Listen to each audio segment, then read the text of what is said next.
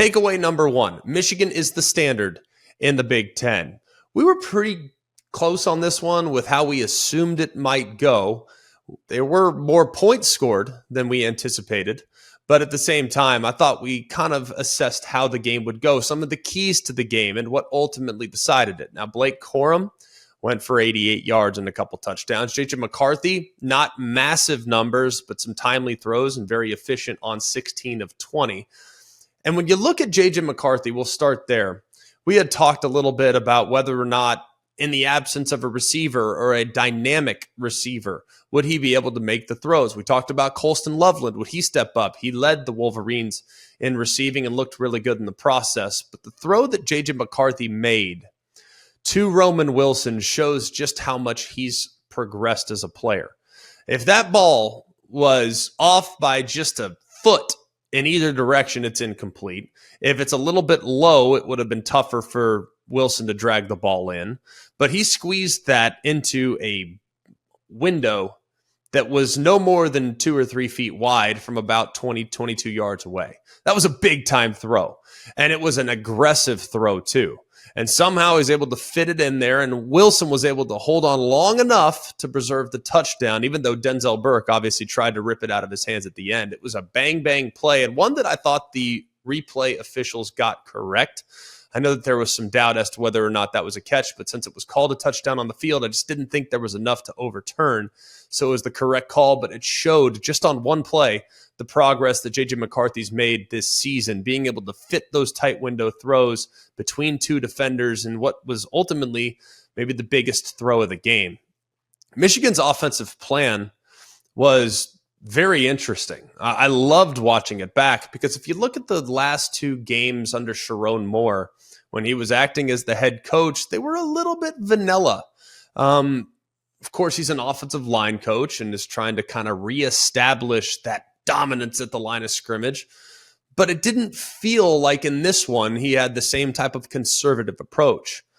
Maybe they were just saving the best for last. That was probably their best game plan, I felt like, of the entire season. And just a few times when they go for it, 3 times on 4th down, you have the trick play for Donovan Edwards.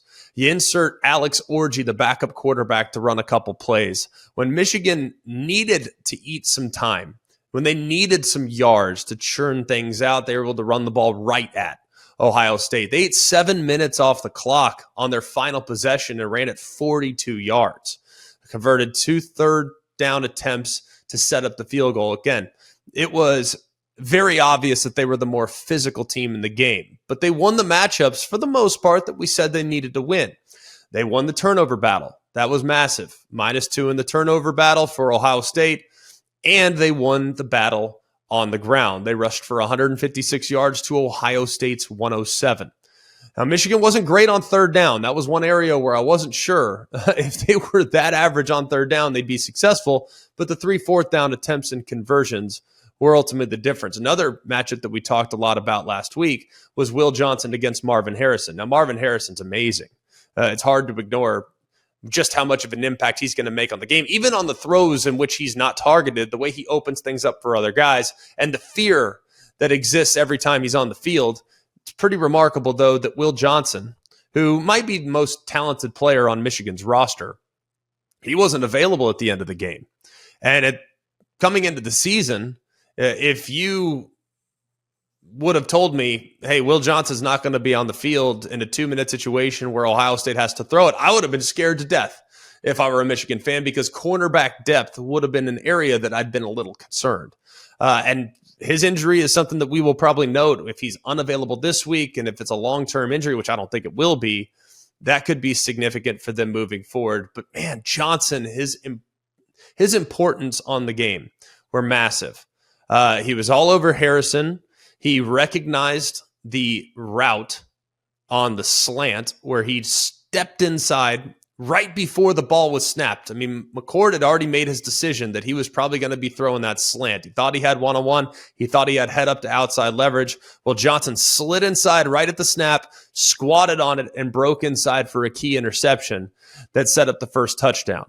Now, when he left the game, there was a lot of pressure on the secondary to step up, but they were able to do so. And then another thing that we talked about too was the pressure that Michigan might be able to apply. And the matchup between the Ohio State offense and more specifically their offensive line against that defensive line in the pass rush. Well, you look at what happened on the biggest play of the game, the final play of the game. The pressure that was provided by Jalen Harrell, who had the twist with Mason Graham that knocked the left guard Donovan Jackson off his feet, was enough to affect the throw, which ultimately came up short of what could have been a completion, and Rod Moore was able to trap it and go down and make the interception. Now, the injury to Zinter is heartbreaking, really, really costly. But I thought the response from Michigan after the injury was remarkable. So it showed not just their physical toughness, but their mental toughness to persevere through a terrible injury to arguably their biggest leader. So a great performance from the Michigan Wolverines, but I can't say it was surprising with how they performed in the game.